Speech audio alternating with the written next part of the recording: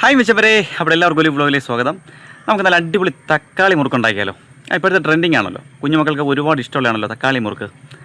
ദേ ഇതുപോലത്തെ എങ്ങനെയെന്നല്ലേ, പായോ നമുക്ക് തുടക്കം മുതൽ കാണാം. അപ്പോൾ നമുക്ക് ആദ്യം വേണ്ടത് 2 തക്കാളിയാണ് കേട്ടോ. ഞാനിവിടെ എടുത്തിരിക്കുന്ന 2 തക്കാളി പഴമാണ്. പിന്നെ കുറച്ച് വെളുത്തുള്ളി എടുത്തിട്ടുണ്ട്. അപ്പോൾ 2-3 അല്ലി മാത്രം മതി കേട്ടോ. അതിനെ ഒന്ന് നമുക്ക് മിക്സിയിൽ നല്ലപോലെ അരച്ചെടുക്കാമേ.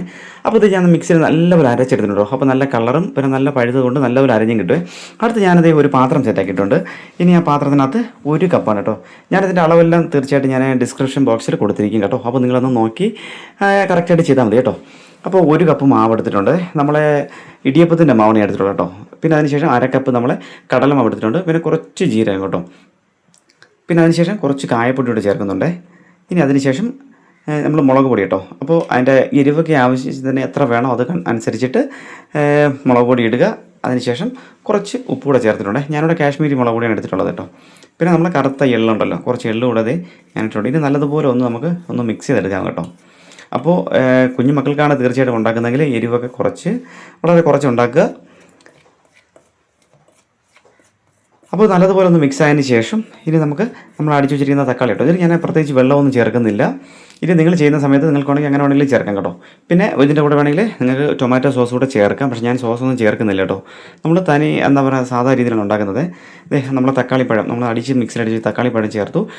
ഇനി നമുക്ക് നല്ലതുപോലെ ഒന്ന് കുഴച്ചെടുക്കാമേ. അപ്പോൾ സ്പൂൺ കൊണ്ടോ ഇനി അതല്ലെങ്കിൽ കൈ കൊണ്ടായിരുന്നാലും കുഴപ്പമില്ല. ഞാനിവിടെ കൈ കൊണ്ട് കുഴച്ചെടുക്കുന്നുണ്ടോ. അപ്പോൾ ഞാനിപ്പോൾ കുറച്ച് നമ്മൾ തക്കാളി അടിച്ചത് മാത്രമേ ഞാനിതിൽ ഒഴിച്ചിട്ടുള്ളൂ. അപ്പോൾ ഇനി കുറച്ചുകൂടെ ബാക്കിയുണ്ട് കേട്ടോ. അപ്പോൾ അതുകൂടെ ഒഴിച്ച് ഒന്ന് സെറ്റാക്കി എടുക്കണം. എന്നിട്ട് നല്ലതുപോലെ ഒന്ന് കുഴച്ച് കൈ കൊണ്ട് നല്ലതുപോലെ ഒന്ന് കുഴച്ച് സെറ്റാക്കി എടുക്കാം. നമ്മുടെ ചപ്പാത്തിയുടെ ഉണ്ടാക്കുന്ന ഒരു പരുവല്ലേ, ആ ഒരു പരുവത്തിന് നല്ലതുപോലെ ഒന്ന് കുഴച്ച് റെഡിയാക്കി എടുക്കാം കേട്ടോ.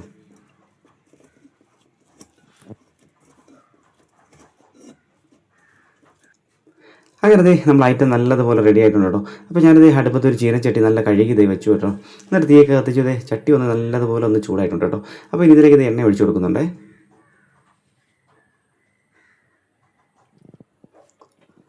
അപ്പോൾ എണ്ണ അവിടെ സെറ്റ് ആവുന്നതിന് ആ ഒരു സമയം എടുക്കട്ടെ. അപ്പോൾ ആ സമയത്തേക്ക് നമുക്ക് സേവനാഴി എടുക്കാം കേട്ടോ. നമ്മൾ ഇടിയപ്പം ഉണ്ടാക്കുന്നില്ല സേവനാഴി.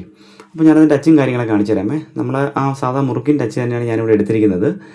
അപ്പോൾ അതിനകത്തൊന്ന് സെറ്റാക്കി മാവൊക്കെ ഒന്ന് ഫില്ല് ചെയ്തു. എന്നിട്ട് കേട്ടോ നല്ലപോലെ ഫില്ല് ചെയ്ത് ഇതാണ് ഞാനൊരു ബാക്കൊന്ന് കാണിച്ചു തരാമേ, ഒന്ന് അടയ്ക്കട്ടെ.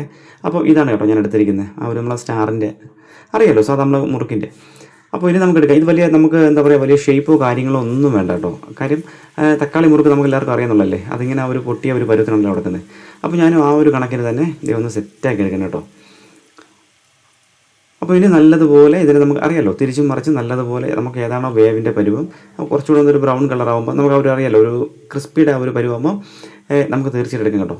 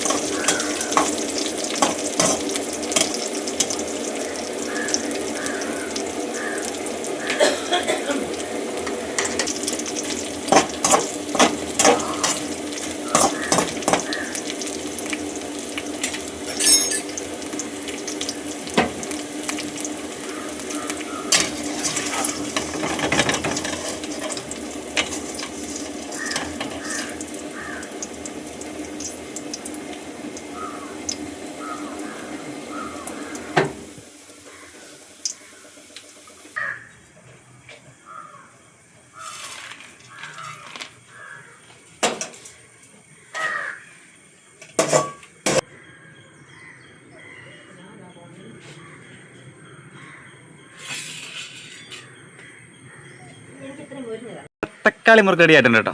അതെ, ആ അടിപൊളി, വളരെ ഉണ്ടാക്കാനോ വളരെ സിമ്പിളാണ് കേട്ടോ. അപ്പോൾ ഇതിൻ്റെ കറക്റ്റ് ഡീറ്റെയിൽ കാര്യങ്ങൾ എന്താ പറയുക, ഇതിൻ്റെ എത്ര അളവും കാര്യങ്ങൾ ചേർത്തെന്നൊക്കെ ഞാൻ ഡിസ്ക്രിപ്ഷനിൽ കറക്റ്റായിട്ട് കൊടുത്തിരിക്കാം. അപ്പോൾ തീർച്ചയായിട്ടും നോക്കുക. സംഗതി ഇതേ വെട്ടിക്കണം കേട്ടോ. അപ്പോൾ അടിപൊളി ഐറ്റമാണ്, പെട്ടെന്ന് ഉണ്ടാക്കാൻ പറ്റും, നമുക്ക് സിമ്പിളായിട്ട് ഉണ്ടാക്കാൻ പറ്റിയ ഒരു അടിപൊളി ഐറ്റമാണ്. അപ്പോൾ തീർച്ചയായിട്ടും എല്ലാവരും വീഡിയോ ഉണ്ടാക്കി നോക്കിയാൽ.